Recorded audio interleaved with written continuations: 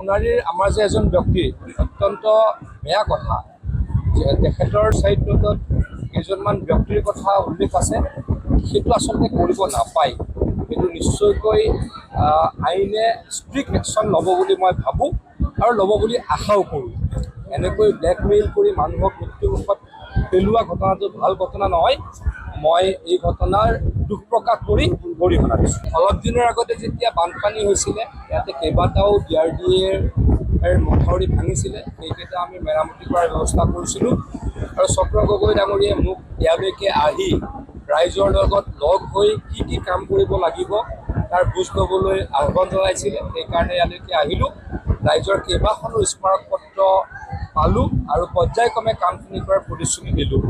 এটা কথা জনাবলৈ পাই সুখী হৈছোঁ, যোৱা দুবছৰত আমি বৰ্তমানৰ খোৱাং সমষ্টিত 100 কোটিতকৈ বেছি টকা দিছোঁ অকল মথাউৰি বনাবলৈ, গৰাখহনীয়া প্ৰতিৰোধ কৰিবলৈ। অনাগত সময়ত আৰু পুঁজিৰ আবণ্টন দি খোৱাংবাসীক সহায় কৰিবলৈকে চেষ্টা কৰিম বুলি প্ৰতিশ্ৰুতি। সোণাৰীৰ আমাৰ যে এজন ব্যক্তি অত্যন্ত বেয়া কথা যে তেখেতৰ চাইড নোটত কেইজনমান ব্যক্তিৰ কথা উল্লেখ আছে, সেইটো আচলতে কৰিব নাপায়। সেইটো নিশ্চয়কৈ আইনে ষ্ট্ৰিক্ট একশ্যন ল'ব বুলি মই ভাবোঁ আৰু ল'ব বুলি আশাও কৰোঁ।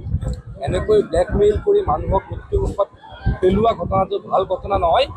মই এই ঘটনাৰ দুখ প্ৰকাশ কৰি গৰিহণা দিছোঁ। অলপ দিনৰ আগতে যেতিয়া বানপানী হৈছিলে, ইয়াতে কেইবাটাও DRDAৰ মথাউৰি ভাঙিছিলে, সেইকেইটা আমি মেৰামতি কৰাৰ ব্যৱস্থা কৰিছিলোঁ আৰু চক্ৰ গগৈ ডাঙৰীয়াই মোক ইয়ালৈকে আহি ৰাইজৰ লগত লগ হৈ কি কাম কৰিব লাগিব তাৰ বুজ ল'বলৈ আহ্বান জনাইছিলে। সেইকাৰণে ইয়ালৈকে আহিলোঁ। ৰাইজৰ কেইবাখনো স্মাৰক পত্ৰ পালোঁ আৰু পৰ্যায়ক্ৰমে কামখিনি কৰাৰ প্ৰতিশ্ৰুতি দিলোঁ। এটা কথা জনাবলৈ পাই সুখী হৈছোঁ, যোৱা দুবছৰত আমি বৰ্তমানৰ খোৱাং সমষ্টিত 100 কোটিতকৈ বেছি টকা দিছোঁ অকল মথাউৰি বনাবলৈ, গৰাখহনীয়া প্ৰতিৰোধ কৰিবলৈ। অনাগত সময়ত আৰু পুঁজিৰ আবণ্টন দি খোৱাংবাসীক সহায় কৰিবলৈকে চেষ্টা কৰিম বুলি প্ৰতিশ্ৰুতি। সোণাৰীৰ আমাৰ যে এজন ব্যক্তি অত্যন্ত বেয়া কথা যে তেখেতৰ চাইড নোটত কেইজনমান ব্যক্তিৰ কথা উল্লেখ আছে, সেইটো আচলতে কৰিব নাপায়।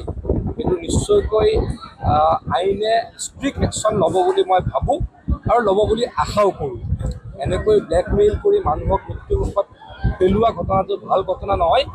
মই এই ঘটনাৰ দুখ প্ৰকাশ কৰি গৰিহণা দিছোঁ। অলপ দিনৰ আগতে যেতিয়া বানপানী হৈছিলে, ইয়াতে কেইবাটাও DRDAৰ মথাউৰি ভাঙিছিলে, সেইকেইটা আমি মেৰামতি কৰাৰ ব্যৱস্থা কৰিছিলোঁ আৰু চক্ৰ গগৈ ডাঙৰীয়াই মোক ইয়ালৈকে আহি ৰাইজৰ লগত লগ হৈ কি কাম কৰিব লাগিব তাৰ বুজ ল'বলৈ আহ্বান জনাইছিলে। সেইকাৰণে ইয়ালৈকে আহিলোঁ। ৰাইজৰ কেইবাখনো স্মাৰক পত্ৰ পালোঁ আৰু পৰ্যায়ক্ৰমে কামখিনি কৰাৰ প্ৰতিশ্ৰুতি দিলোঁ। এটা কথা জনাবলৈ পাই সুখী হৈছোঁ, যোৱা দুবছৰত আমি বৰ্তমানৰ খোৱাং সমষ্টিত 100 কোটিতকৈ বেছি টকা দিছোঁ অকল মথাউৰি বনাবলৈ, গৰাখহনীয়া প্ৰতিৰোধ কৰিবলৈ। অনাগত সময়ত আৰু পুঁজিৰ আবণ্টন দি খোৱাংবাসীক সহায় কৰিবলৈকে চেষ্টা কৰিম বুলি প্ৰতিশ্ৰুতি।